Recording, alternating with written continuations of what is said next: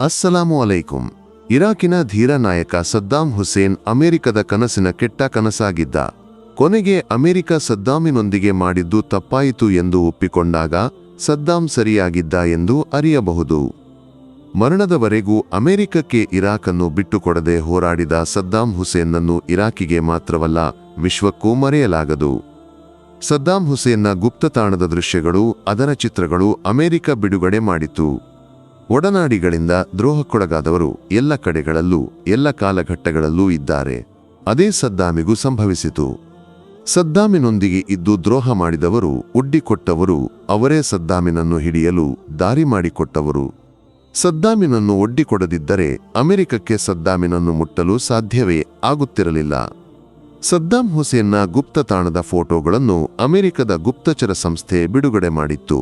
ಆ ಫೋಟೋಗಳಲ್ಲಿ ಅವರ ಭೂಗತ ಕೊಠಡಿಯು ಗಮನಾರ್ಹವಾಗಿತ್ತು.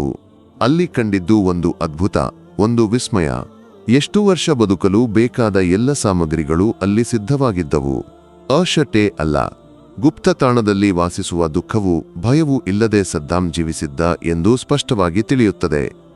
ಸದ್ದಾಂ ಹುಸೇನ್ನ ಆ ಚಿಕ್ಕ ಗುಪ್ತತಾಣವು, ಅದರಲ್ಲಿ ಸಜ್ಜಿತವಾಗಿದ್ದ ಎಲ್ಲ ವಿಧದ ಸೌಲಭ್ಯಗಳು, ಸಾಮಗ್ರಿಗಳು ಕಂಡು ಅಮೆರಿಕದ ಸೈನ್ಯವೇ ವಿಸ್ಮಯಗೊಂಡಿತು. ದೂರದೃಷ್ಟಿಯುಳ್ಳ ಯುದ್ಧ ತಂತ್ರಜ್ಞನಾಗಿದ್ದ, ಧೀರ ಯೋಧನಾಗಿದ್ದ ಸದ್ದಾಂ ಹುಸೇನ್ ಸದ್ದಾಮಿಗಾಗಿ ಗುಪ್ತತಾಣವನ್ನು ಸಿದ್ಧಪಡಿಸಿದ. ಭೂಮಿಯೊಳಗೆ ಗುಂಡಿಗಳನ್ನು ತೋಡಿದ ಅಲಾ ಎಂಬ ವ್ಯಕ್ತಿ ಹೇಳುತ್ತಾನೆ, ಅಮೆರಿಕದ ಸೈನ್ಯವು ಅದನ್ನು ಹಫರತುಲ್ ಅಂಕಬೂತ್ ಎಂದು ಕರೆದಿತು, ಅಂದರೆ ಜೇಡರ ಬೀಡು.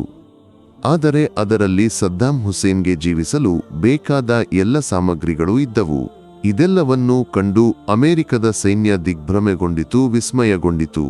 ಪವಿತ್ರ ಕುರ್ಆನಿಗೆ ಚುಂಬನ ನೀಡಿ ಶಹಾದತ್ ಕಲಿಮವನ್ನು ಜೋರಾಗಿ ಹೇಳಿ ಹುತಾತ್ಮನಾದ ಸದ್ದಾಂ ಹುಸೇನ್ನನ್ನು ಕಂಡಾಗ ಅಮೆರಿಕವೇ ಭಯಪಟ್ಟಿತು, ಅಮೆರಿಕವೇ ಸೋತಿತು.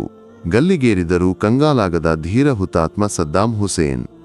ಅಲ್ಲಾಹು ಸುಬ್ಹಾನಹು ವ ತಆಲಾ ಅವನಿಗೆ ಸ್ವರ್ಗವನ್ನು ನೀಡಲಿ ಎಂದು ನಾವು ಪ್ರಾಮಾಣಿಕವಾಗಿ ದುವಾ ಮಾಡೋಣ.